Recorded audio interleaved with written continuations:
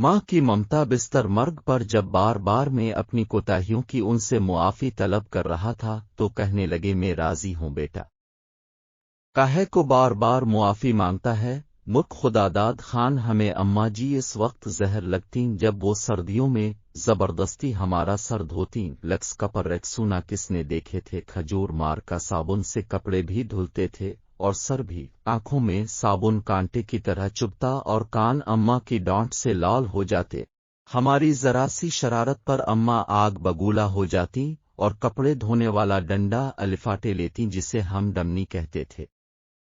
लेकिन मारा कभी नहीं, कभी ऐन वक्त पर दादी जान ने बचा ला, कभी बाबा ने, और कभी हम ही भाग लिए गांव की रौनकों से दूर। ऐन फसलों के बीच हमारा डेरा था, डेरे से पगडंडी पकड़कर गांव जाना अम्मा का सबसे बड़ा शॉपिंग टूर हुआ करता था और इस टूर से महरूम रह जाना हमारी सबसे बड़ी बदनसीबी। अगर कभी अम्मा अकेले गांव चली जाती तो वापसी पर हमें मरवंडे से बहलाने की कोशिश करती।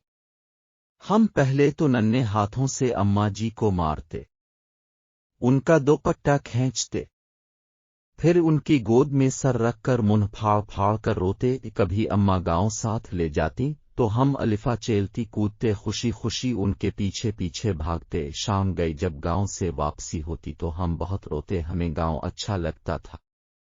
माँ हम गांव में कब रहेंगे, मेरे सवाल पर अम्मा वही घुसा पट्टा जवाब देती, जब तो बड़ा होगा नौकरी करेगा, बहुत से पैसे आएंगे, तेरी शादी होगी वगैरह वगैरह। यूं हम माँ बेटा बातें करते करते तारीख डेरे पर आन पहुंचते।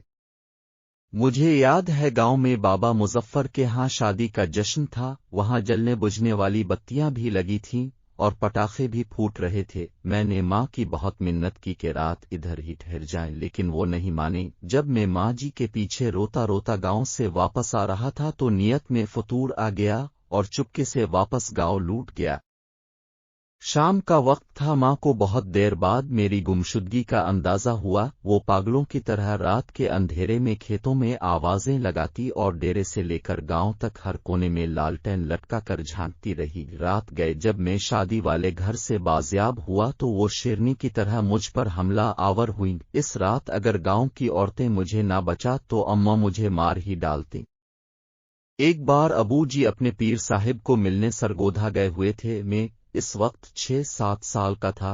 मुझे शदीद बुखार हो गया। अम्मा जी ने मुझे गर्म चादर में लपेटकर कंधे पर अलिफाटे अलिफ और खेतों से गुजरती 3 किलोमीटर दूर गांव के अड्डे पर डॉक्टर को दिखाने ले गई। वापसी पर एक खाले को फलांगते हुए वो खेत में गिर गईं, लेकिन मुझे बचा लिया।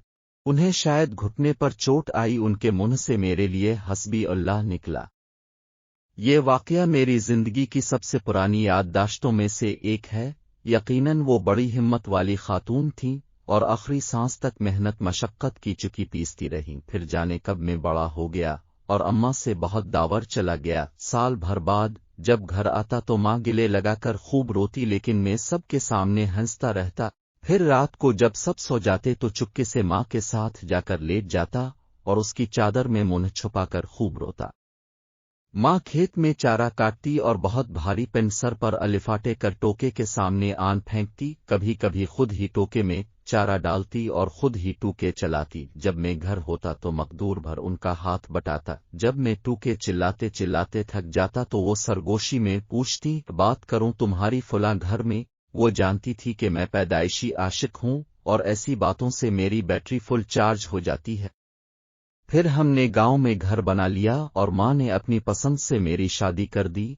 मैं फैमिली लेकर शहर चला आया और माँ ने गांव में अपनी अलग दुनिया बसा ली। वो मेरे पहले बेटे की पैदाइश पर शहर भी आईं। मैंने उन्हें समंदर की सैर भी कराई। क्लिफ्टन के साहिल पर चाय पीते हुए उन्होंने कहा, इस समंदर से तो हमारे डेरे का छप्पड़ ज्यादा खूबसूरत लगता है।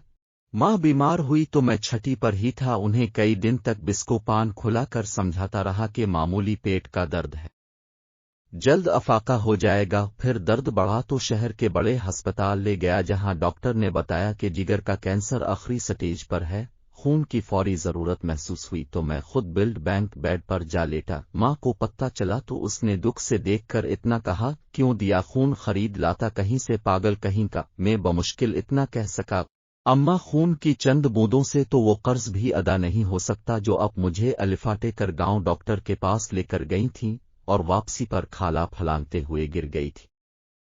वो खिलखिला कर हंसी तो मैंने कहा, अम्मा मुझे मुआफ कर देना, मैं तेरी खिदमत न कर सका। मेरा ख्याल है कि मैंने शायद ही अपनी माँ की खिदमत की होगी, वक्त ही नहीं मिला। लेकिन वो बहुत फराख दिल थीं। बिस्तर मर्ग पर जब बार बार मैं अपनी कोताहियों की उनसे मुआफी तलब कर रहा था तो कहने लगेंगी, मैं राजी हूँ बेटा। काहे को बार बार मुआफी मांगता है?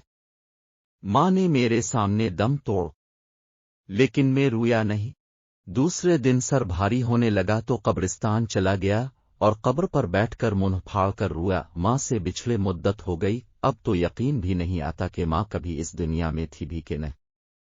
आज बैतुल्लाह का तवाफ करते हुए पठानों और सूडानियों के हाथों फुटबॉल बनता बनता जाने कैसे दीवार कबा से जा टकराया। यूं लगा जैसे मुद्दतों बाद फिर एक बार माँ की गोद में पहुंच गया हूँ। वही सुकून जो माँ की गोद में आता था, वही अपनायत, वही मोहब्बत जिसमें खौफ का उनसर भी शामिल था। इस बार मुंह फाड़ कर नहीं, धाड़े मार मार कर रोया।